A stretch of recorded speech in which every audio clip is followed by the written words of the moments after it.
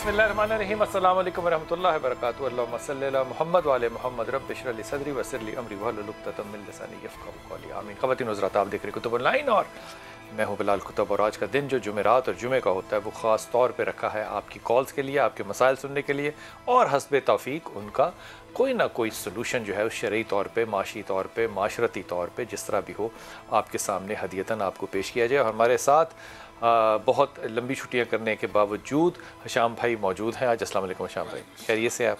हशाम भाई के भी मसाइल जो होते हैं वो कहीं जाना होता है, कहीं नमाज का टाइम होता है, कहीं मुलाकात का टाइम होता है, सारी बातें ठीक हैं अपनी जगह। लेकिन हुजूर अक़दस ये बताइए कि हम दो चीज़ों के कवानीन के विक्टिम्स होते हैं दुनिया में। विक्टिम्स तो नहीं लफ्ज़ इस्तेमाल करना चाहिए। एक कुदरती कानून, लॉ ऑफ नेचर, और एक शरई कानून। जो कुदरती कानून है ये किसी को माफ़ नहीं कभी करता। अगर आपको ठंड लगेगी तो बुखार होगा, अगर आपने खाना नहीं खाया तो भूख लगेगी, अगर आपने कोई भी कुदरत का कानून तोड़ा है तो उसमें वापसी कोई नहीं है। लेकिन शरीयत के अंदर हर चीज़ की वापसी है। आप जो मर्ज़ी गुनाह कर लें, अल्लाह से तौबा करें, अल्लाह माफ़ कर देता है। अब दोनों कवानीन में क्या आपको ऐसा नहीं कभी लगा कि हमने कुदरती कानून को शरई कानून बना के जो खौफ खुदा है ये लोगों के दिलों में कुछ ज़्यादा ही बिठा दी है? बिलाल भाई, बुनियादी तौर पे जो आपने बात की है, मैं ये समझता हूँ कि जो लॉ ऑफ नेचर है या कुदरती कवानीन और फितरी कवानीन है वो भी शरई कवानीन होते हैं, क्योंकि बनाए वो भी रब ताला नहीं है। बहुत अच्छी जैसे आपने बात की है, बात वैसे मुकम्मल हो गई है यहाँ पे है? वो भी शरई कानून ही होता है, वो भी तो अल्लाह ने वो भी ज़ाहिरी बात। बहुत अच्छी बात। मुझे एक बात बताया, एक बंदे को भूख लगी है, ये अल्लाह ताला ने एक लॉ रखा है कि वो खाएगा तो भूख खत्म हो जाएगी। यानी एक नेचर है ना कि एक भूख को दूर, प्यास लगेगी तो पानी पिएगा। शरीयत सिर्फ यहाँ पर आएगी कि वो हलाल खाएगा कि हराम खाएगा, ये बात है बुनियादी तौर के ऊपर कि जो शरई कवानीन होते हैं वो इंसान ने अपने ऊपर इसलिए अप्लाई करने होते हैं कि मैंने जो जिंदगी गुजारनी है वो हदूदो कयूद में गुजारनी है। अगर ये कवानीन शरई ना हो, मिसाल दे रहा हूँ, तो फिर तो जंगल, अगर मैं एक बात आपने की है ज़िम्नी तौर पे तो मैं भी कहना चाहता हूँ, ये जो कवानीन होते हैं ना इनसे घबराना नहीं चाहिए। कवानीन इंसान के गुस्से को भी स्ट्रेट लाइन करते हैं, स्ट्रीम करते हैं, इंसान की हदूदो कयूद को भी वादे करते हैं। अगर कवानीन ही ना हो तो फिर जराइम ज़्यादा होते हैं। कॉलर ले लूँ, लेकिन आपकी बात को अब मैंने आगे बढ़ाना है। दो वाक़यात जो है वो आपसे शेयर करना है। जी खतीजा, अस्सलाम वालेकुम बेटा। वाह, क्या अच्छी बात की आपने। जी बेटा। हेलो, अस्सलाम वालेकुम। जी वालेकुम अस्सलाम बेटा। तो मेरे आपसे 3 सवाल हैं। जी बेटा। मैंने कहा मेरे आपसे 3 सवाल हैं। जी बेटा फरमाइए। अच्छा, एक तो मेरी भाभी का मसला है। तो उन्हें ना मतलब एक बेटा है उनका 8 साल का ना। तो हमने डॉक्टर से काफी टेस्ट वगैरह करवाया, सारा कुछ करवाया। तो आप वो कह रहे हैं कि इनका जो सिस्टम है ना वो खत्म हो गया है। भाभी का नाम क्या है? समीना नाम है भाभी का, और भाई का नाम है सईद। और भाभी की उम्र कितनी है? इनकी है 40 तक होगी उम्र। 40 प्लस होगी या 40 कम होगी? मीनोपॉज हो चुका है? नहीं, 40 तक की है। मीनोपॉज हो चुका है उनको? जी, मीनोपॉज हो चुका है उनको? मीनोपॉज मुझे समझ नहीं आई। उनको माहवारी आती है या नहीं आती है? डॉक्टर्स ने जो बात की है, हाँ जी, उन्होंने कहा था कि आपका जो ये सिस्टम है ना खत्म हो गया, लेकिन डॉक्टर्स क्यों क्या इससे आपकी उम्र अभी इतनी ही है तो हमें ना आपको मसनूई तौर पर करवानी पड़ेगी दवाइयों के साथ। हाँ, ये इसमें बड़ा मुश्किल होगा, अल्लाह करे ऐसा हो जाए, लेकिन ये बड़ा मुश्किल वाला काम होगा मेरे ख्याल में। जो शुक्र है उस पर बस गुजारा करें, अल्लाह ताला से रहम की अपील करें, क्योंकि ये जिस सिस्टम में जाना चाह रही है ना ये अगेंस्ट नेचर है। इसको कहते हैं अर्ली मीनोपॉज। अर्ली मीनोपॉज जो है ये नॉर्मली होता नहीं है, लेकिन अगर ये हो जाए तो फिर ये रिवर्सिबल नहीं होता, क्योंकि उनको मसाइल पहले से थे और ये मामला जो थे उनके साथ चल रहे थे जिनको कि उन्होंने पहले हैंडल नहीं किया। मेरा नहीं ख्याल कि इतना बड़ा रिस्क उनको अपने साथ अब लेना चाहिए, क्योंकि वो जो ट्रीटमेंट होगी वो हार्मोनल होगी। 40 प्लस पे हार्मोनल ट्रीटमेंट जानी अगेंस्ट नेचर, मैं इसको रिकमेंड नहीं बेटा कर सकता। अगली बात करो। अच्छा, दूसरा सवाल मेरा ये कि मेरी ना शादी को 1 साल हो गया। ठीक। तो शुरू से ना हमारे मतलब लड़ाई झगड़े रहे हैं। किसके साथ हुई खदीजा आपकी शादी? इसरार के साथ। इसरार? हाँ जी। तो क्या शुरू से झगड़े क्यों रहे, किस बात पे रहे खदीजा? बस किसी ना किसी बात पे। वो किसी और ना किसी वाली बात क्या है? मसाल, एक मसाल। कोई भी मतलब कभी किसी बात पे मतलब गुस्सा बहुत ज्यादा आता है। तो आदमियों को आता है ना गुस्सा, वो टेस्टोस्टेरोन होता है ना खतीजा उसमें। اس لیے غصہ آتا ہے. ٹیسٹسٹیرون ہوتا ہے نا آدمی میں, اس لیے اس کی داڑھی بھی آتی ہے, تو غصہ آتا ہے, اسی لیے غصہ بھی آتا ہے. تو اس میں مطلب پرابلم کیا ہے, میں یہ نہیں سمجھا کہ غصہ نہ آئے. نہیں, لڑائی جھگڑے بہت ہوتے ہیں. میں گھر اپنے آ کے 2-3 دفعہ بیٹھ گئی, ابھی بھی میں اپنے گھر میں. تو آپ الگ رہتی ہیں, آپ الگ رہتی ہیں یا ان لاس کے ساتھ رہتی ہیں؟ نہیں, ان لاس کے ساتھ ہی. تو آپ الگ ہونا چاہتی ہیں؟ نہیں, میں الگ نہیں ہونا چاہتی. آپ کیا چاہتی ہیں؟ آپ کیا چاہتی ہیں خدیجہ؟ آپ تو میں اپنے گھر میں ہی. بیٹا آپ چاہ کیا رہی ہیں, میں یہ نہیں سمجھ رہا. آپ گھر آ گئی ہیں, ظاہر ہے کوئی بہت بڑی بات ہوگی نا کہ آپ چھوڑ کے آ گئی ہیں, تو ایشو کیا ہے؟ آپ اس پہ توجہ نہیں فرما رہی. تو وہ شک بھی مجھ پہ کرتا ہے میرے گھر والے, اور میں بھی کہتے ہیں کہ مطلب اگر خلا ہو سکتی تو لے لینا. تو میں آپ سے یہ پوچھنا چاہتی ہوں, کون سے ماں باپ ہیں آپ کے؟ لڑکی کیا بات کر رہی ہو, سال ہوا ہے تمہاری شادی کو, خلا کی بات تم ایسے کر رہی ہو جیسے آئس کریم کھانے جانا ہے شام کو ایچ بلاک میں. وہ بس مسئلے 2-3 دفعہ بہت بڑے بڑے ہو گئے نا. ایک دفعہ اس نے مجھے مارا, بہت زیادہ مارا. مطلب میں نہیں سمجھ سکتا, میں اس بات کو نہیں سمجھ سکتا. ایمانداری کی بات ہے, میں حافظ صاحب سامنے بیٹھے, ان سے بھی میری لڑائی ہوتی ہے, ان کے بڑے بھائی سے تو میری بہت ہی لڑائی ہوتی ہے, پھر ہم محبت کرتے ہیں ایک دوسرے سے, مشورہ بھی لیتے ہیں ایک دوسرے سے. اب یہ کہنا کہ جی غصہ آتا ہے, مجھے آتا ہے, ان کو بھی آتا ہے, غصہ ایک نارمل اور نیچرل چیز ہے, اس کے اوپر خلا کیسے ہو سکتا ہے خدیجہ؟ کو خدا کا خوف کرو, بات تو کرو نا کوئی. بس وہ اس کے پر لڑائی جھگڑے بہت ہوئے نا. تو کیا کرے وہ, کیا کرے مجھے یہ بتاؤ نا, کوئی پرسائز بات بتاؤ. تم نے اتنا بڑا فیصلہ لینا ہے, تم کہو کہ میری دلچسپی کہیں اور ہے, میں مان لوں گا. تم کہو اس کی دلچسپی کہیں اور ہے, میں مان لوں گا. تم کو میری ضرورت ہے خلا لینا, میں مان لوں گا. تم کو وہ شادی کرنے کے قابل نہیں ہے, میں مان لوں گا. کوئی بات تو کرو نا. خلا لینے کا ایڈوائز لینا اتنا آسان ہے کیا آج کے دور میں؟ جی خدیجہ, میں نہیں چاہتی تھی, اس لیے میں چلی گئی. 2-3 دفعہ میں گھر واپس گئی ان کے ساتھ نا. میرے بچے, میرے پیارے چندہ, خدا کے واسطے مجھے یہ بتا کہ تم وہاں چھوڑ کے آتی کیوں ہو؟ وہ مجھے مارتا بھی ہے نا. کیوں مارتا ہے وہ؟ اسی پہ لڑائی جھگڑے سے. اور میرا پیارا بیٹا, وہ صبح اٹھتا ہے تو مارنے لگ جاتا ہے. نہیں, کوئی ایسی بات چیت ہو جاتی ہے ہمارے بیچ میں جو لڑائی جھگڑا شروع ہو جاتا ہے. میں مارنے کو جسٹیفائی نہیں کر رہا, میں آپ سے یہ پوچھ رہا ہوں کہ وہ کیوں مارتا ہے. وہ ذہنی طور پہ ٹھیک نہیں ہے؟ نہیں, صحیح ہے. تو میرے بچے خدیجہ, تم بھی ایک سمجھدار عورت ہو, تمہاری اگلی زندگی پڑی ہے, تمہیں یہ بات تو پتا ہونا چاہیے کہ میرے خاوند کو کیا چیز اریٹیٹ کرتی ہے, یا یہ بھی زیادتی ہے.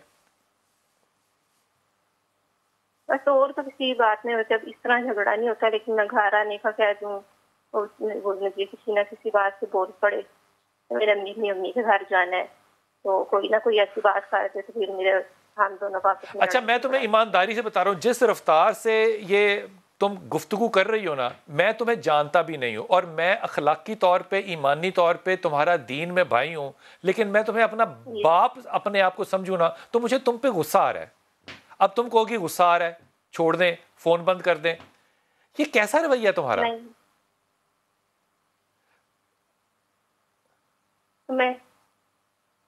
تمہارے پاس خلا کی کوئی تو وجہ ہوگی نا, یا صرف یہ ہے کہ غصہ ہے؟ میں نے کہا گھر آؤ, وہ غصہ کرتا ہے. بھائی گھر آؤ, ایک انسان جاب پر ہے, اسے کو گھر آؤ.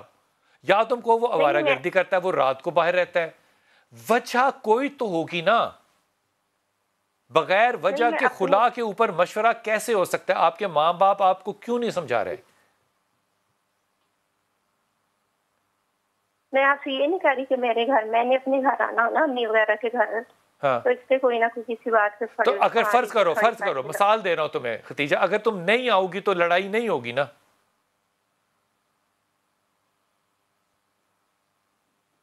تو میں آپ سے یہ پوچھنا چاہ رہی تھی کہ مطلب کیا صحیح رہے گا نا میرے کو. خدیجہ بیٹا, پہلی بات تو میں یہ میں آپ سے بات نہیں پوچھوں گا. پہلی بات تو سب بیٹیوں کے لیے, اگر تو بیٹیاں 1 سال کے بعد اس بات پہ کہ میں نے کہا گھر آ جاؤ, مجھے خلا دے دو, تم نہیں آئے, میں نے کہا میں نے جانا ہے امی کے گھر, مجھے خلا دے دو کیونکہ تمہیں برا لگا, یہ ان باتوں پہ اگر خلا ہیں تو میرے خیال میں اس معاشرے کو نا پوز کا بٹن دبا دینا چاہیے, سب کو رک جانا چاہیے اور سوچنا چاہیے کہ ہم اپنے بچے کہاں پال رہے ہیں, کیا پال رہے ہیں اور سمجھانے والا گھر میں کوئی بڑا ہے یا نہیں ہے. چھوٹا بھی سمجھا سکتا ہے، پہلی بات تو یہ. لیکن ان چیزوں کو اتنا آسان کر لینا کہ خلا لینا ہے سال کی شادی کے بعد اینڈ وداؤٹ اے کاز. فرض کرو کہ وہ بچی ہمیں ختیجہ یہ کہتی کہ جی وہ نہیں، اس بات پہ غصے ہوتا ہے، وہ جو نہیں بتا رہی، تو وہ کاز ختم ہو سکتی ہے نا. مثال کے طور پہ اگر مجھے برا لگ رہا ہے کہ میرے گھر میں یہ ہو تو میری بیوی وہ نہ کرے. اس میں کون سا شریعت کا قانون ہے جو کہ نل اینڈ وائڈ ہو رہا ہے آپ کے لیے؟ وہ کہہ رہے اب دیکھو ذرا خود، میں کہتا ہوں کہ نفلی روزہ رکھنا ہے، اللہ کے رسول نے کیا کہا؟ پوچھ کے رکھو. ارے اللہ کے رسول کو آ کے سجدہ کر دیا کسی صحابی نے، اللہ کے رسول نے روکا. پھر اگلا جملہ کیا کہا اگر میں کہتا نا کسی کو سجدہ کرنے کے لیے تو بیوی کو کہتا شوہر کو کرے. آپ کو اللہ کی بات قبول نہیں، آپ کو رسول کی بات قبول نہیں. سمجھانے والے ماں باپ کس طرح سے سمجھاتے ہیں میں نے اپنے گھر جانا ہے. ارے تمہیں رخصت ہو کے آئے، تمہارا اپنا گھر ہے، تم اپنے گھر میں کیوں نہیں رہنا چاہتی؟ پھر تم کہہ رہی ہو میں الگ نہیں ہونا چاہ رہی. فرض کرو کہ میں تمہیں کہوں کہ تم الگ بھی ہو جاؤ، اگر اس میں بھی یہی مسائل ہیں تو پھر کمبائنڈ فیملی میں رہنا کتنی بڑی برکت ہے. کم از کم سرار جو ہے وہ تو سیکیورٹی زون میں ہے نا. لیکن مزاج پرستی میں اتنا آگے بڑھ جانا ختیجہ کہ آپ گھر کو توڑنا چاہیں. میں آپ کے ماں باپ کو میں کیا کہوں، میں ان کے لیے ہدایت کی دعا کرتا ہوں کہ اللہ تعالیٰ ان کو سمجھداری دے اور وہ بیٹیوں سے ڈرنے کی بجائے بیٹیوں کو مشورہ دینا شروع کر دیں. یہ جو ماں باپ ڈر کے چکر میں بیٹیوں سے بات نہیں، اور بالکل ڈرتے ہیں، نہ کہیے گا نہیں ڈرتے، شوہر بھی ڈرتے ہیں، بھائی بھی ڈرتے ہیں، ماں باپ بھی ڈرتے ہیں. اتنا زیادہ خوف پیدا کرنا جو ہے نا ختیجہ، یہ اپنے نام کی لاج رکھو. یہ میں نے آخری جملہ جو کہنا بس یہاں سے آپ لے لیں. بلال بھائی بنیادی طور پہ جو ان کا پہلا سوال ہے نا وہ یہ تھا کہ بابی کے گھر اگر اولاد نہیں ہوتی تو اس کے لیے ان کو چاہیے کہ ربی لا تذرنی فردا وانت خیر الوارثین، یہ دعا پڑھیں. اللہ کے فضل و کرم سے یہ دعا ضرور پڑھیں. اور یہ پڑھنے کا طریقہ کار یہ ہے کہ 313 دفعہ پڑھیں، ہر نماز کے بعد پڑھیں اور 40 دن وہ پورے کریں. اور دوسری جو بات آپ نے یہ کی ہے شرعن، پہلی بات ہے شرعی، اور ایک ہے شریعت کا فیصلہ، ایک ہے مشورہ. رسول اللہ صلی اللہ علیہ وسلم کے پاس ایک اسی طرح صحابیہ آ گئیں اور آ کے کہنے لگیں میں خلا لینا چاہتی ہوں. رسول اللہ صلی اللہ علیہ وسلم نے کہا کہ مشورہ، رسول اللہ نے کہا کہ آپ اس کے ساتھ رہیں. تو انہوں نے کہا یہ آپ کا مشورہ ہے کہ فیصلہ ہے؟ تو رسول اللہ صلی اللہ علیہ وسلم نے کہا میرا فیصلہ ہے. گویا یہاں سے ایک بات یہ سمجھ آتی ہے کہ رسول اللہ صلی اللہ علیہ وسلم نے اس صحابیہ سے خلا کی وجہ پوچھی جو آپ پوچھ رہے ہیں. تو اس صحابیہ نے جب خلا کی وجہ بھی بیان کر دی تو رسول اللہ صلی اللہ علیہ وسلم نے کہا یہ ویلڈ وجہ ہے. یعنی انہوں نے ابھی جو خلا کی جو ویلڈ وجہ نہیں بتائی، اگر تو ان کے دل میں اس بندے کے بارے میں حقیقی نفرت پیدا ہو جائے نا، یہ بھی ایک ویلڈ وجہ ہے. لیکن خلا کے اندر جو آپ نے مشورہ دیا نا اصولاً شرعی طور کے اوپر بھی قرآن پاک میں یہ جو احکامات ہیں وہ یہی ہیں کہ ان کے درمیان صلح کرانے کی اٹ موسٹ کوشش ہونی چاہیے. جیسے آپ نے کہا کہ جو آپ اعتراض کریں گی وہ وجہ اس سے دور کی جا سکتی ہے.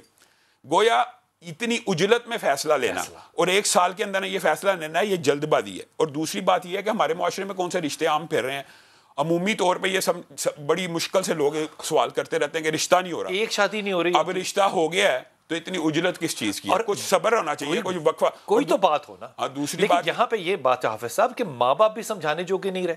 ماں باپ تو بلال بھائی نرم مزاج ہوتے ہیں، وہ اپنی بیٹیوں کو دکھ اور غم میں نہیں دیکھ سکتے، وہ تو سپورٹ کرتے ہیں. یہ ایک نیچرل فینومینا ہے ہمارے معاشرے میں. اب بلکہ کئی والدین ایسے ہوتے ہیں جو کہتے ہیں کہ ادھر سے تیری میت ہی آنی چاہیے. وہ کہیں گے، وہ کیا کہیں گے کہ تم ہمارے گھر ضرور آیا کرو. ان کو کہنا چاہیے آپ بیٹا نہ آئے، یہ اس بات پہ جھگڑا ہے تو آپ نہ آئے. ہاں یہ بات ہے کہ پیچھا چھوڑ دینا چاہیے. اگر بیٹی کو بھیج دیا تو اس کا پیچھا نہیں کرنا چاہیے. یہ آپ کی ویلڈ اور نہ بیٹی کو پیچھا کرنا چاہیے واپسی کا.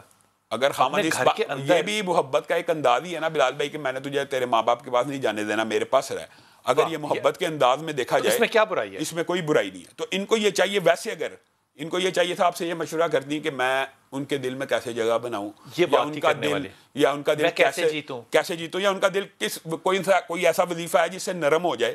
تو یہ تو سورت وضحیٰ جو ہے یہ کثرت سے اگر خامد کے لیے پڑھی جائے یا خامد بیوی کے لیے پڑھے تو دل موم ہوتا ہے. اور دوسری جو آیت ہے مشہور والقیت علیک محبۃ منی، یہ حضرت موسیٰ کے بارے میں اللہ تعالیٰ نے کہا تھا کہ میں نے تیرے اوپر اپنی محبتوں کو انڈیل دیا. تو اس آیت کے ساتھ بھی میاں بیوی میں شاہ جی اس بات کے اوپر نا بچوں کو تربیت دینی چاہیے، بچوں کو بتانا چاہیے کہ یہ جو معاملہ ہے نا گھر چھوڑ دینا یہ کوئی چھوٹا معاملہ نہیں ہے، چھوٹا معاملہ نہیں ہے. بالکل یہاں یہ بھی فیصلہ کرنا پڑے گا بحیثیت ایک آؤٹ سائڈر کہ آپ گھر سمجھتی کس کو ہیں، اپنے شوہر کے گھر کو یا اپنے باپ کے گھر کو. آپ گھر چھوڑ کے کیوں گئی ہیں؟ میں آج اپنی بیوی کو تم گھر سے چھوڑ جا، وہ کہے گی تو وہاں کا میرا گھر ہے، میں تو اس ڈر سے نہیں اس کو کہہ سکتا کبھی بھی. اصل میں بنیادی طور پہ شریعت میں یونٹی، شریعت جو شرعی یونٹ ہے وہ میاں بیوی اور خاندان اس کے ساتھ کھڑا ہوگا. بالکل میاں بیوی کا یونٹ ایک شرعی اور بنیادی یونٹ ہے. دیکھیں نا جب نکاح ہوتا ہے، اگرچہ اس حدیث کی سند میں ضعف ہے، لیکن نبی کریم صلی اللہ علیہ وسلم نے فرمایا جس کا نکاح ہو رہا ہے اس کا نصف دین مکمل ہو گیا ہے، تو باقی نصف کی اس نے حفاظت کرنی ہے. گویا نیا خاندان مارد وجود میں آ رہا ہے، نئے ایک پوری کی پوری اسلامی یونٹ ہے، نیا ایک نسب بن رہا ہے، ایک نسل بن رہی ہے، ایک نسل کی بنیاد ڈالنے لگی ہے. یہ بات تفصیل سے میں نے صرف اس لیے کی ہے کہ خدا کے واسطے باقی جو بیٹیاں سن رہی ہیں ان کو بھی سبق ملے کہ یہ بات اتنے لہجے کے ساتھ کر دینی کہ میں نے خلا لینا ہے، میں نے یہ کرنا ہے. بھابیوں کی فکر ہے آپ کو، اپنی فکر نہیں ہے آپ کو. میں آپ کے لیے دعا اور آپ کے والدین کے اور آپ کے لیے ہدایت کی دعا مانگتا ہوں اپنے سمیت. وقفہ لیجیے، واپس آ جائیں.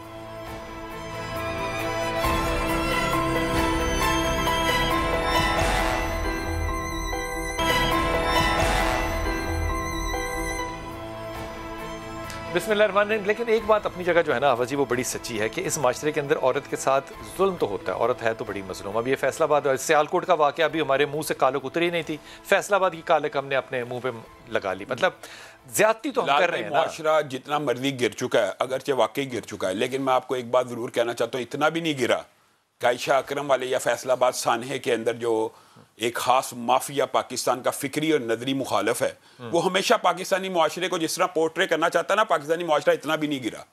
اگرچہ بہت سا گرا ہوا ہے، ہم مانتے ہیں. آپ نے فیصل آباد واقعے کی حقیقت دیکھی ہے، اس کے اندر عورتوں نے خود چوری بھی کی ہے اور خود اپنے کپڑے پھاڑے ہیں. عائشہ اکرم کیس آپ کے سامنے ہے مینار پاکستان کا، وہ سارے کا سارا ریمبو کا واقعہ. 2 مہینے کے بعد سمجھ آتی نا بات.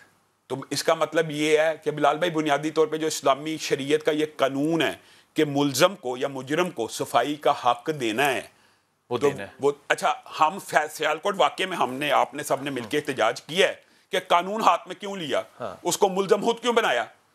اور یہ جو مافیات نے 2 دن، یا میڈیا سے بھی میں کہتا ہوں معذرت کرنی چاہیے کہ نہیں، انہوں نے خود بخود کیسے ملزم بنا دیا ان کو، وہ بیچارے گرفتار ہو گئے. بات آپ کی بڑی ویلڈ ہے. یعنی کیوں ملزم بنا دیا؟ یعنی آپ ایک طرف کہتے ہیں کہ ملزم خود نہ بنائے معاشرہ، اور دوسری طرف آپ اپنی مرضی سے کسی کو ملزم پیش کر دیتے ہیں اور ان کے خلاف میں اس بات پہ کیا رائے دوں. اللہ تعالیٰ ہدایت دے سب کو، عورتوں کو بھی آدمیوں کو بھی. لیکن یہ ایکسپلوٹیشن جو ہے، یہ بیج جب ہم نے خود بوئے ہیں تو پھر ہم اب کیا کریں، پھل تو اسی کا کاٹیں گے نا جو بیج بوئیں گے. جب بیج بونے کے اعتراض میں ہم بات کر رہے ہوتے ہیں تو وہ بھی بڑا رک کے کرنا پڑتا ہے کہ 8 مارچ کو جو بیج بویا جا رہا ہے وہ عورت کارڈ کی شکل میں. یہ فیصل آباد میں یہ جملہ میں نہیں کہہ سکتا، اسی بیج کا ذکر کر رہا ہوں. جی السلام علیکم بیٹا. جی فقیر محمد خیریت سے ہیں آپ؟ میں خیریت سے. بلال بھائی آپ کیسے ہیں؟ مفتی صاحب کیسے ہیں؟ الحمدللہ الحمدللہ. آپ دونوں کو میرا سلام. السلام علیکم.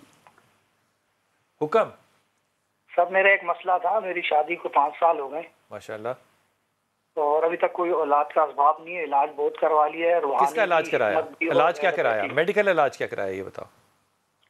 میڈیکل میں میرے ٹیسٹ وغیرہ بھی ہوئے ہیں اور میری وائف کے بھی ہوئے ہیں. ہاں. اور ان کا تو ڈاکٹر نے کبھی بتایا، بولا ایکس بہت چھوٹے بنتے ہیں. ہاں. اور ابھی 2-3 ڈاکٹر بھی چینج کیے لیکن کوئی رزلٹ ابھی تک آ نہیں رہا ہے صحیح. تو آئی وی ایف کا آپ کو سجیسٹ نہیں کیا؟ جی سر. آئی وی ایف آپ کو نہیں مشورہ دیا کہ آئی وی ایف کی طرف جائیں؟ نہیں سر، کوئی مشورہ نہیں دیا. بس وہ ٹیسٹ وغیرہ، الٹرا ساؤنڈ وغیرہ یہ سب کروا رہے ہیں. اور اس کے بعد وہ الٹرا ساؤنڈ سے یہ چیز نہیں آ سکتی بیٹا، الٹرا ساؤنڈ تو کافی نہیں ہے نا. جی جی. تو آپ نے علاج نہیں کرایا ابھی تک بیگم کا؟ نہیں کروایا سر، ابھی بھی علاج چل رہا ہے. کیا علاج کیا ہو رہا ہے؟ بس وہ اسپرم وغیرہ کی مجھے ٹیبلٹ دی ہے انہوں نے. ہاں. آپ کا کتنا کاؤنٹ ہے؟ آپ کا کاؤنٹ کتنا ہے فقیر؟ آپ کا کاؤنٹ کتنا ہے؟ میرا سر کیا چیز؟ کاؤنٹ، لائف سپرم کاؤنٹ کتنا ہے آپ کا؟ ایکٹیو کاؤنٹ کتنا ہے؟ سر 80,000 ہے. 80,000 تو بہت ہے. لیکن سر اب سمجھ میں نہیں آ رہا کیا روحانی مسئلہ ہے یا کیا مسئلہ ہے، کچھ سمجھ میں نہیں آ رہا صحیح. نہیں، آپ کو میڈیسن کیوں دے رہے ہیں میں یہ اگر آپ مجھے بتا دیں تو. اگر آپ کہہ رہے ہیں ایکٹیو 80,000 ہے تو ایکٹیو 80,000 تو بہت ہے. ایکٹیو تو 80,000 سے 20,000 بھی ایکٹیو بہت ہے. جی جی. اب وہ مجھے انہوں نے جو ہے نا وہ سپلیمنٹ دیے جو جیسے کہ اور زیادہ اسٹرانگ ہو جائے، اسٹرم وغیرہ وہ دے رہے ہیں مجھے. اور جو وائف کا مسئلہ ہے، ان کے ایکس کا مسئلہ ہے، تو اسی سلسلے میں ان کو میڈیسن دے. آپ کس شہر میں ہیں؟ سر میں کراچی شہر میں ہوں، شیر شاہ سے بات کر رہا ہوں. اچھا، پہلی بات تو یہ کہ یہ جو ایشو ہے نا، یہ کوئی عام جنرل فزیشین ہینڈل نہیں کر سکتا، اور یہ جو پرابلم ہے یہ کوئی عام گائنیکالوجسٹ بھی ہینڈل نہیں کر سکتا. یہ خاص طور پہ وہ گائنیکالوجسٹ ہینڈل کریں گے جو ریپروڈکٹیو کنسلٹنسی کرتے ہیں. آپ کو انہی کے پاس جانا پڑے گا، کیونکہ آپ کو ابھی دو باتیں جو ہے نا بڑی سنجیدہ ہیں کہ آپ کو نہیں پتا کہ ایکٹیو یا نان ایکٹیو میں کیا فرق ہوتا ہے. کیونکہ آپ جو 80 بتا رہے ہیں وہ اگر 80,000 ایکٹیو ہیں تو اس پہ کوشچن نہیں ہو سکتا. آپ جو فرما رہے ہوں گے وہ 80,000 ٹوٹل ہوگا. پہلی بات، ایگ سائز چھوٹا ہونا از اے ڈس آرڈر جو کہ بڑا سنجیدہ قسم کا ہے. اس کا مطلب یہ ہوتا ہے کہ پھر وہ ریلیز بھی لیٹ ہو رہا ہوتا ہے، سائز میں بھی چھوٹا ہوتا ہے. اس میں آپ کو سجیشن آئی وی ایف کی طرف جانا چاہیے تھا. لیکن ہیونگ سیڈ آل دیٹ، میری بات کا کوئی وزن نہیں ہے جب تک کہ وہ شخص جو کہ ریپروڈکٹیو میڈیسن میں گائنیکالوجی پریکٹس نہ کرتا ہو آپ اس کے پاس جائیں. سو یہ جو فقیر حسین یہ جو گفتگو ہوتی ہے نا کہ علاج تو چل رہا ہے، ہو سکتا ہے علاج ڈسپرین کا چل رہا ہو، ایسپرو کا چل رہا ہو، پیناڈول کا چل رہا ہو، لیکن یہ اس طرح سے نہیں ریزالو. یہ سیریس معاملے ہیں، اور اس لیے میں نے اس کے لیے ایک لفظ ایجاد کیا ہوا تھا، سائنسدان ہونا چاہیے. وہ جو سائنسدان ڈاکٹر نہیں ہوگا تب تک بات نہیں چلے گی. آپ بہرحال آیت کریمہ پڑھو کیونکہ یہ زندگی کی دلیل ہے. اس کو پڑھتے رہو and you have to find doctor جو کہ ریپروڈکٹیو سائنسز میں پریکٹس کرتا ہو. آیت کریمہ پڑھو. اور کیا پڑھنا چاہیے بلال بھائی؟ ان کو کثرت سے استغفر اللہ بھی پڑھنی چاہیے، اور یہ عبادت ہے. فَقُلْتُ اسْتَغْفِرُوا رَبَّكُمْ إِنَّهُ كَانَ غَفَّارًا يُرْسِلِ السَّمَاءَ عَلَيْكُمْ مِدْرَارًا وَيُمْدِدْكُمْ بِأَمْوَالٍ وَبَنِينَ. اللہ تعالیٰ کہہ رہا ہے کثرت سے استغفار کرنے والوں کو اللہ تعالیٰ اولاد دیتا ہے. اور دوسری جو اولاد کی دعا ہے وہ ربی لا تذرنی فردا وانت خیر الوارثین. اور جو آئی وی ایف کی بات ہے بلال بھائی، یہ بھی اکثر لوگ سوال کرتے ہیں کہ شرعی طور پہ یہ حلال ہے یا حرام ہے. یاد رکھیں کہ اگر میاں بیوی کا آپس میں ٹیسٹ ٹیوب بیبی ہو رہا ہے تو اس میں شرعی کوئی قباحت نہیں ہے. قباحت شریعت کے اندر وہاں پہ شروع ہوتی ہے کہ جب عورت کسی غیر مرد کا سپرم لے. تو یا مرد بھی کسی اور عورت کا، ظاہری بات ہے یہ تو نبی کریم صلی اللہ علیہ وسلم نے سادہ اور سیدھی بات ہے، لیکن بعض لوگ اس کو بھی حرام نہیں سمجھتے. حیران کن بات یہ ہے بلال بھائی، نبی کریم صلی اللہ علیہ وسلم نے فرمایا کہ کوئی بھی مرد کسی کی کھیتی کو پانی نہ دے. اس سے مراد یہ ہے کہ یہ جائز ہی نہیں ہے کہ کوئی عورت کسی غیر مرد کا سپرم رکھے. اگر آپ نے سپرم لینا ہے یا ایگ لینا ہے اور ڈونیشن ہے یہ، تو آپ نکاح کر لیں. یہ کتنی آپ نے ویلڈ بات کی ہے. اگر آپ نے یہی کام کرنا تو آپ نکاح کے ذریعے کر لیں. کیا مسئلہ کیا ہے؟ کوئی پرابلم مجھے نہیں لگتا کہ یہ تو آپ نے ایک میں کہتا ہوں شریعت کا بنیادی کلیہ بتا دیا کہ کسی کو اولاد کی بھی خواہش ہے تو اس کا ذریعہ نکاح ہے. نکاح کر لیں. صرف ٹیسٹ ٹیوب بیبیز کا اگر یہ علماء کا فتویٰ ہے نا کہ وہ صرف میاں بیوی کا ہے، تو بعد یہ سمجھتے ہیں کہ یہ حلت کا جو فتویٰ آ گیا یہ ڈونیشن کے اوپر بھی چلے گا، جو مرضی ڈونیٹ. مطلب اگر یہ کسی کا خیال ہے تو میں اس سے ہدایت کی دعائی مانگ سکتا ہوں. مسلمانوں کے اندر سنگل مدر کا کلچر تو آئی گیا. یہ بات آپ سچ کہہ رہے ہیں، یہ بات آپ سچ کہہ رہے ہیں. اللہ معافی کرے. اس بات کی تعلیم کے لیے کسی دن انشاءاللہ تعالیٰ اس پہ ضرور پروگرام کریں گے کہ یہ نئے نئے تصورات جو آ رہے ہیں اس میتھڈ کے بعد تو ان کے اوپر کتنی حلال اور کتنی حرام باتیں ہیں. لیکن یہ بات بڑی سادہ ہے، اگر اس کو کمپلیکیٹ نہ کریں. علی محمد ساتھ ہیں جی. السلام علیکم علی محمد. جی علی محمد. علی محمد السلام علیکم. وعلیکم السلام جی. جناب علی حکم. بھائی وعلیکم السلام جی. ٹی وی بند کر دے علی محمد، فون پہ بات کر بیٹا. ٹی وی بند کر.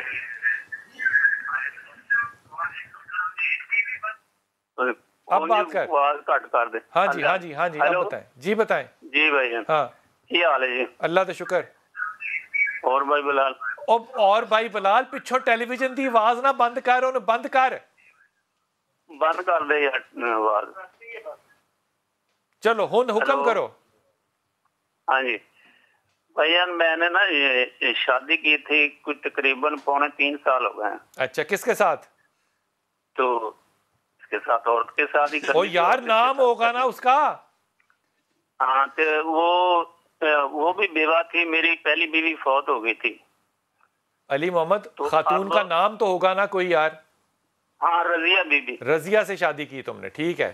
ہاں تو وہ 3.25 سال ہو گئے شادی کو. ہاں تو 2.25 سال ہو گئے وہ گئی، مڑ کے واپس نہیں آئی اور فون بھی اس نے بند کر دیے. تو اب مسئلہ کیا؟ حل تو ہو گیا، جواب بھی مل گیا. سال ہو گیا فون بند کر دیے. تو مسئلہ کیا مجھے علی محمد یہ بتا تو. ایک دن میں گیا تھا اس کو لینے اس کے گھر. اچھا. تو وہ کسی اور آدمی سے رنگ رلیاں ملا رہی تھی. تو پھر میرا دل بہت آوازار ہوا تو میں نے تھوڑا سا احتیاط کے ساتھ علی محمد مجھے بتاؤ کہ اب تمہارا مسئلہ کیا ہے؟ میرا مسئلہ یہی میں تو کچھ بھی نہیں کرنا چاہتا بھائی جان. میں نے طلاق کا سوچا تھا بھی طلاق دے دوں پر میرا دل نہیں مانتا میں اس کو طلاق دے. تمہارا دل کیا مانتا ہے؟ میرا دل کرتا ہے وہ واپس آئے. تو پھر تم الزام کیوں لگا رہے ہو اس پہ؟ میں الزام صحیح لگا رہا ہوں. میں نے خود اپنی آنکھوں سے اللہ تعالیٰ تجھے ہدایت دے علی محمد، لیکن یہ اللہ تعالیٰ تجھے ہدایت دے. یہ بالکل ہی نامعقول اور ناقص بات آپ کر رہے ہیں کہ پہلے آپ نے یا الزام لگایا یا تہمت لگائی اور اس کے بعد آپ ساروں کو یہ جو پیغام دے رہے ہو وہ کمال بات ہے. میں کیا کہہ سکتا ہوں شام بھائی؟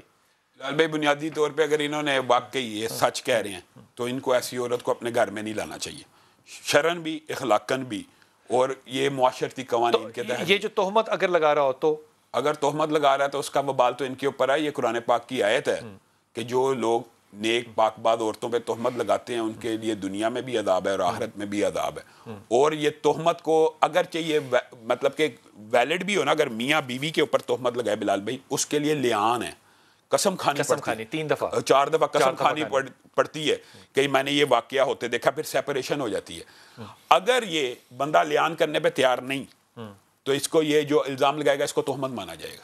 یہ شریعت کا ایک لا ہے کہ ایک بندے نے دیکھ لیا کوئی عمل ہوتا ہوا اور اس کے پاس 4 گواہ نہیں، اگرچہ اس نے دیکھا ہے، یہاں تو وہ 4 اتنی اعلانیہ برائی ہو رہی ہے کہ وہ 4 گواہ موجود ہونے چاہیے تھے، پھر وہ اس بات کا افشا کرے راز. اپنی بیوی کو ذلیل کر کے پبلکلی آپ کہہ رہے ہیں کہ میری یہ رائے ہے. میں یہ کہہ رہا ہوں کہ جب یہ لیان نہیں کرنا چاہ رہے تو ان کے اس اصل الزام کو بھی جھوٹ مانا جائے گا. میں شریعت کا یہ فیصلہ آپ کو بتانا چاہ رہا ہوں کہ ایک بندے نے آپ نے یا میں نے برائی دیکھ لی، ہمارے پاس 4 گواہ نہیں ہیں تو ہمارے پہ یہ لازم ہے کہ ہم خاموش رہیں.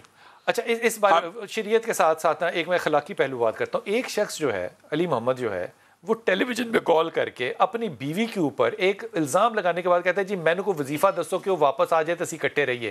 علی محمد اگر تمہارے ماں باپ نے یہی تربیت کی ہے نا تو میں ان کے لیے ہدایت کی دعا مانگتا ہوں اور تم میرے ڈھکے ہوئے لفظوں کو سمجھو. بھائی ماں باپ کا اس میں فالٹ نہیں جو بھی ہے، لیکن یہ پیغام جا کر دینا مطلب اتنی زیادہ بے شرمی اور بد اخلاقی کی بات ہے کہ میں آپ سے کیا کہہ سکتا ہوں. اگر جھوٹ بولا ہے تم نے تو تم معافی مانگو، اگر تم نے سچ بول کے یہ بات پبلکلی ذلیل کی ہے تو لیان کرو.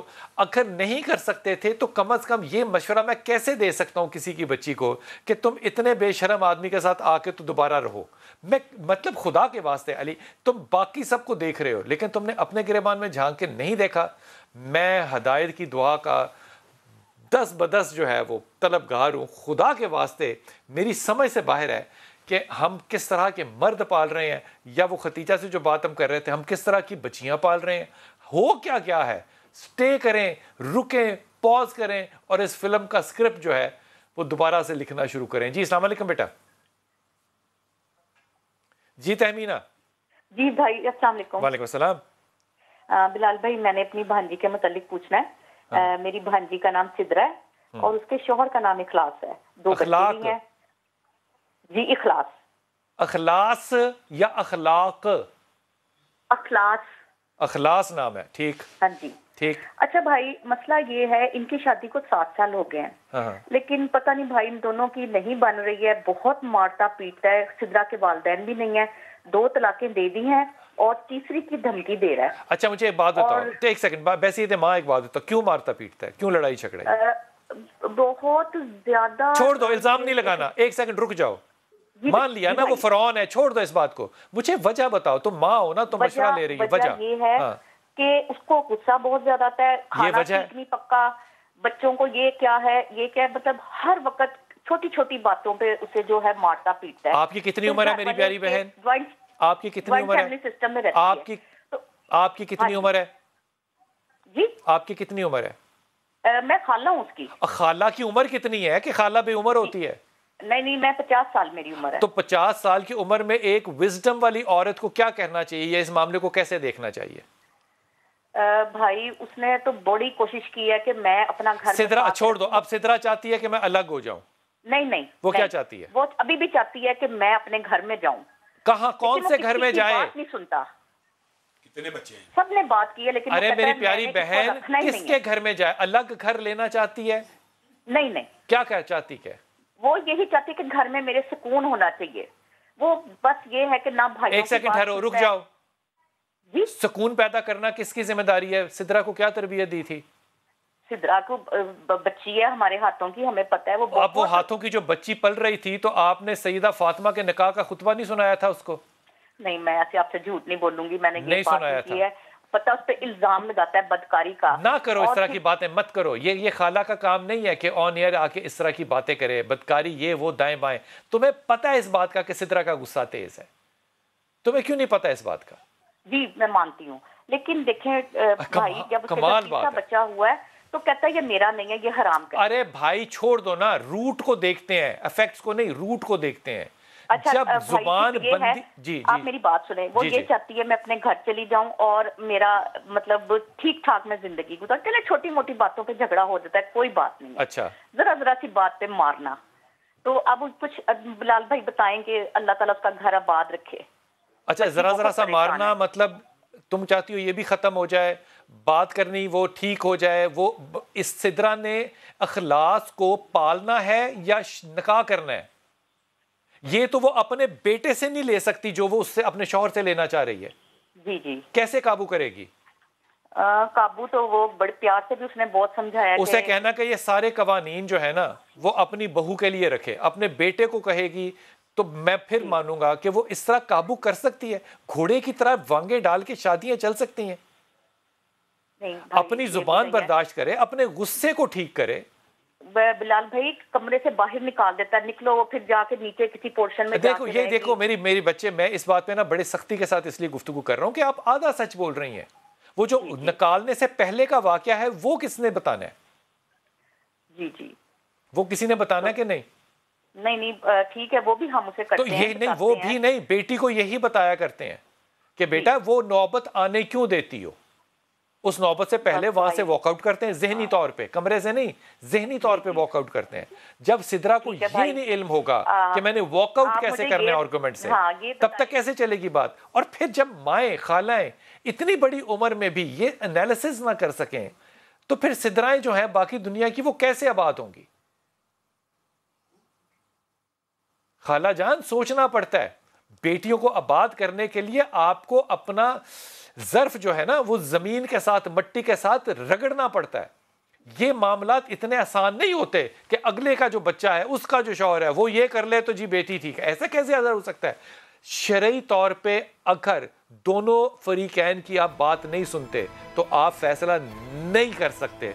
عدالت میں بھی یہی ہوتا ہے. لیکن اس کے ساتھ ساتھ جب ماں باپ اپنی بچیوں کے آباد ہونے کے لیے دوسرے پہلو کو نظر انداز کر دیں اور صرف بچیوں کی سن لیں تو یہ بات جو ہے یہ 8 مارچ کی پریکٹس کے طور پہ تو ٹھیک ہے، بیٹیاں آباد کرنے کے لیے نہیں. وقفہ لے کے واپس آتے ہیں.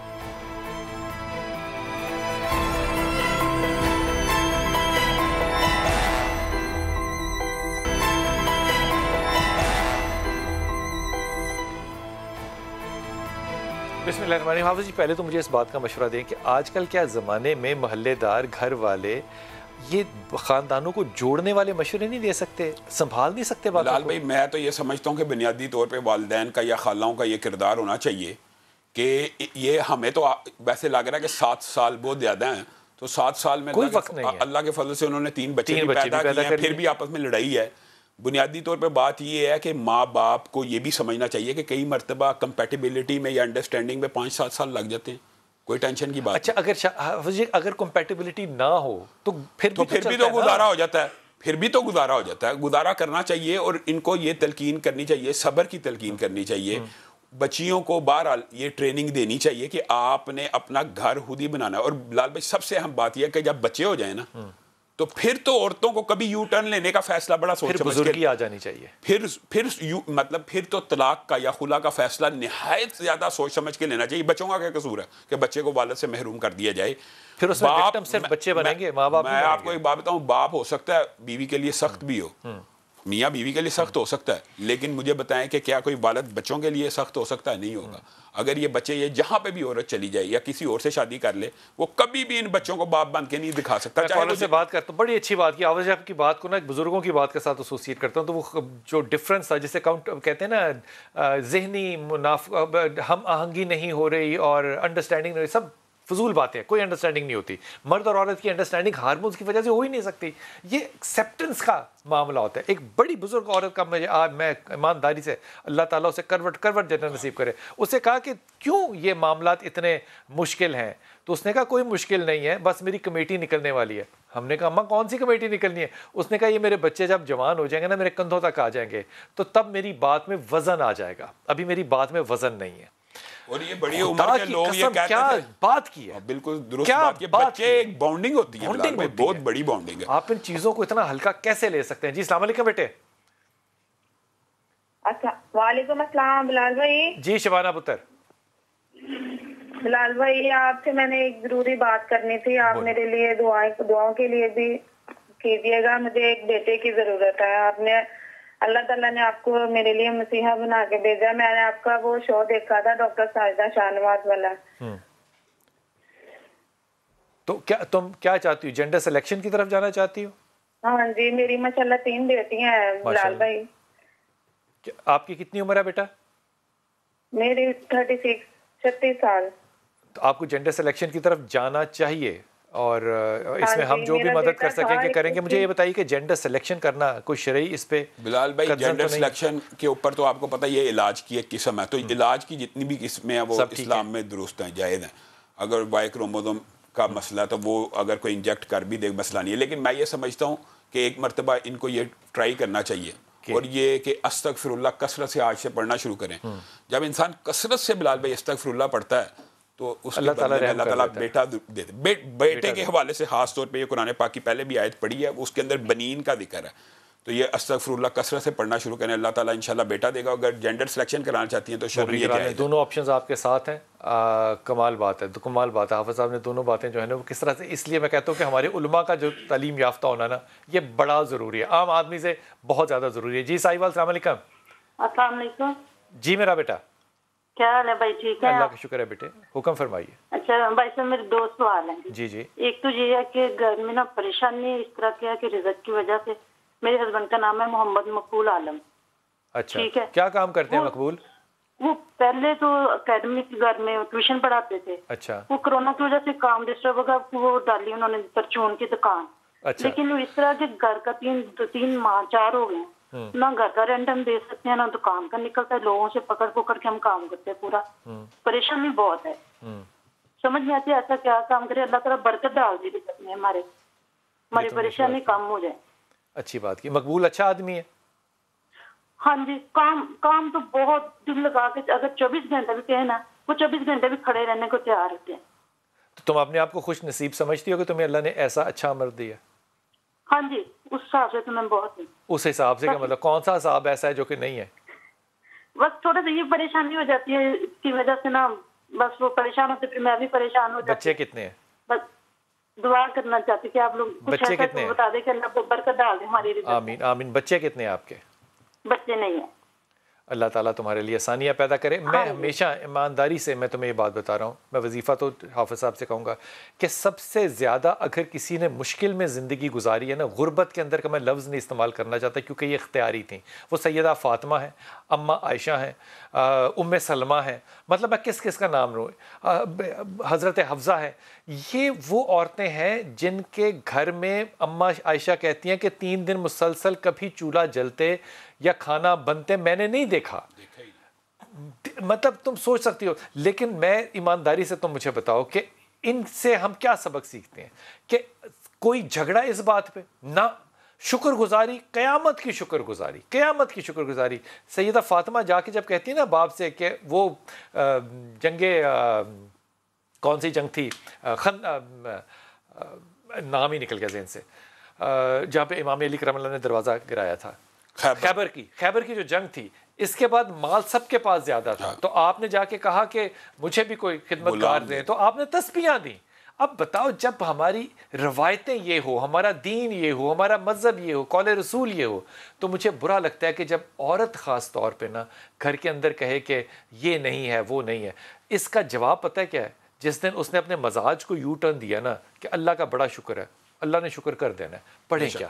بلال بھائی بنیادی طور پہ اگر ان کی بات سے انالیسس کیا جائے, یہ کہتی ہیں کہ پہلے کام ٹھیک تھا, ٹیوشن پڑھاتے تھے, تو ایک دم یہ ادھر گئے ہیں, سب کو پڑا, تو یہ بھی ہو سکتا ہے کہ نظر لگی ہو. پہلی بات تو یہ اگر یہ سمجھتی ہیں کہ اس کو نظر وغیرہ لگی ہے تو اس کا ایک بڑا آسان حال یہ ہے کہ یہ بیری کے پتوں سے غسل کروائیں, یا کسی بھی نمازی بیری کے پتے ایک بالٹی میں ڈالیں, ہاں بالٹی میں ڈالیں, اس کو ملا کے اس سے غسل کر لیں, یا کسی سے جو بندہ نمازی یہ سمجھتے ہیں علاقے میں اس کے وضو والے پانی سے یہ وضو کروا لیں. دوسری بات یہ ہے کہ ان کو وہ جو آپ بتاتے ہیں نا آیت کریمہ, بلال بھائی جو جب مشکل لمبی ہو جائے نا, اس کے بارے میں سنن ترمذی میں صحیح حدیث بھی موجود ہے دعوت ذی-النون کے حوالے سے کہ لا الہ الا انت سبحانک انی کنت من الظالمین. جب انسان کثرت سے پڑھتا ہے نا تو یہ ایک ایسی دعا ہے کہ جس کے بعد اللہ سے جب جو بھی دعا مانگی جائے نا اللہ تعالیٰ قبول کرتا ہے.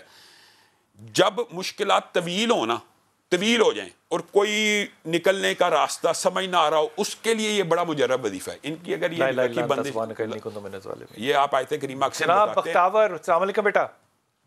وعلیکم السلام سر, مجھے پوچھنا تھا کہ سر میری آئیز ہیں وہ یلو رہتی ہیں, ٹھیک ہے, تو سر میں نے ڈاکٹرز کو بھی دکھایا تھا, میں وہاں بھی مولوی کے پاس بھی گئی تھی, تو مولویز کہتے ہیں کہ اثرات ہے, لیکن ڈاکٹرز کہہ رہے ہیں کہ جو ہے نا وہ مطلب ڈاکٹرز کے پاس گئی تو انہوں نے بتایا کہ بلڈ ٹوٹ رہا ہے, ٹھیک ہے, کیا ہے بلڈ ٹوٹنا, بلڈ ٹوٹ رہا ہے, بلڈ سیلز ہیں وہ ٹوٹ رہے ہیں, لیکن وہ کہہ رہے ہیں کہ وہ جینیٹک ہوتا ہے. جینیٹک مینس کہ پیدا ہوتے ہی یعنی ہو جاتی ہے. آپ کے امی ابو کی شادی جو ہے وہ کزن میرج ہے؟ نہیں سر, کزن میرج نہیں, اور میں نے وہ بھی کروایا, ڈی این اے میوٹیشنل انالیسس ہوتی ہے نا بیٹا تھیلیسیمیا کی, سر وہ ٹیسٹ بھی کرایا, اس میں میری جو ہے وہ ڈی ٹریٹ شو ہوا ہے جس میں بلڈ نہیں ٹوٹتا. ڈاکٹرز کو دکھایا, ڈاکٹر طاہر شمسی ہیں, ان کو ابھی لاسٹ اپوائنٹمنٹ میرا انہیں کے ساتھ تھا, انہوں نے بھی یہ کہا کہ بیٹا ڈی ٹریٹ میں بلڈ نہیں ٹوٹتا, آپ کا ٹوٹ رہا ہے, اس کی وجہ سمجھ نہیں آ رہی ہے. تو اس لیے سر ہم لوگ نے مولوی کو بھی دکھایا تھا, انہوں نے بھی کہا کہ اسٹارٹ میں, انہوں نے پڑھائی وغیرہ بھی کروائی ہے. تو سر اچھا, ڈاکٹر شمسی نے آپ کو بتایا کہ سیل سائز جو ہے وہ بڑا ہے؟ نہیں سر ایسا کچھ نہیں بتایا سر. اوکے, آپ پہلے انہوں نے لگا کہ آئرن کی کمی کی وجہ سے میرے سیلز اصل میں چھوٹے تھے, انہیں لگا کہ آئرن عام طور پہ جو یلو آئے ہوتی ہے نا یہ بلی روبن کا زیادہ ہونا بھی ہو سکتا ہے. جی سر, وہ ٹیسٹ کرایا تھا لیکن وہ زیادہ, جی سر کروایا ہے لیفٹ میں, لیکن وہ لوگ کہہ رہے ہیں کہ یہ بلیو ریبن اسی لیے بڑھ رہا ہے کیونکہ آپ کی بلڈ سیلز ٹوٹ رہے ہیں. اب وہ ٹوٹ کیوں رہے اس وجہ کو ہم لوگ نہیں وہ کر پا رہے, سرچ نہیں کر پا رہے کہ ٹوٹ کیوں رہے کی, جبکہ میں نے وہ بھی کرایا تھا ایچ بی الیکٹروفورسس جو ٹیسٹ ہوتا ہے نا, اس میں بھی سر ڈی ٹریٹ آیا تھا, اور اس کو کنفرم کرنے کے لیے میں نے ڈی این اے میوٹیشنل بھی کرایا تھا, اس میں بھی سر ڈی ٹریٹ شو ہوا ہے. یہ خاندان میں کہیں اور کسی کے پاس نہیں ہے, کسی بہن بھائی کزن ادھر ادھر؟ نہیں سر, میرے ہم لوگ 4 بہن بھائی ہیں, تینوں کے ماشاءاللہ آئیز بھی صحیح ہیں اور بلڈ تک سر نارمل ہے. حافظ صاحب سے تم نے وظیفہ لینا ہے, پھر میں تمہیں جاتے ہوئے رائے دوں گا. حافظ صاحب کیا کریں؟ بنیادی طور کے اوپر یہ جو انہوں نے بات کی ہے نا کہ پڑھائی کروائی, یہ پڑھائی کروانی والی بات نہیں ہوتی, یہ پڑھائی خود کرنی ہے. تو اس کے لیے مجرب وظیفہ اگر یہ واقعی سمجھتی ہیں کہ شیطانی اثرات ہے, یہ وظیفہ ہر بندے کے ذہن میں ہونا چاہیے. جب کوئی بندہ پھنس جائے, ایک تو ہے سورۃ بقرہ کی آخری 2 آیات پڑھنی ہے روزانہ, پھر سورہ کہف کی پہلی 10 آیات پڑھنی ہے, پھر آخری 4 کل جو ہیں وہ پڑھنے. یہ تو ہر مسلمان کو پتہ ہونا ہی چاہیے. اور اس کے ساتھ ایک وظیفہ یہ کرنا ہے, لا الہ الا اللہ وحدہ لا شریک لہ لہ الملک و لہ الحمد وہو علی کل شیء قدیر. صبح اور شام 10 مرتبہ پڑھیں, انشاءاللہ اگر اثرات ہیں دور ہو جائیں. اور دوسری بات تمہیں جو ہے, میں یہ بات جو ہے نا, یہ بختاور کو تم نے بڑی ہی زیادہ نا سائنٹیفکلی بڑی پریسائز بات کی ہے, and you are on the right track. یہ بڑی اچھی بات ہے کہ you are on the right track. اپنے جسم پہ ہاتھ رکھو, آیت کریمہ اور سورہ فاتحہ 21 دفعہ پڑھو, یہ انرجی بلڈ اپ ہوگی, اور آپ کا جو واٹر ہے بلڈ کے اندر جو کہ 70% پلس ہوتا ہے, یہ اپنے آپ کو ریسٹرکچر کرے گا انشاءاللہ.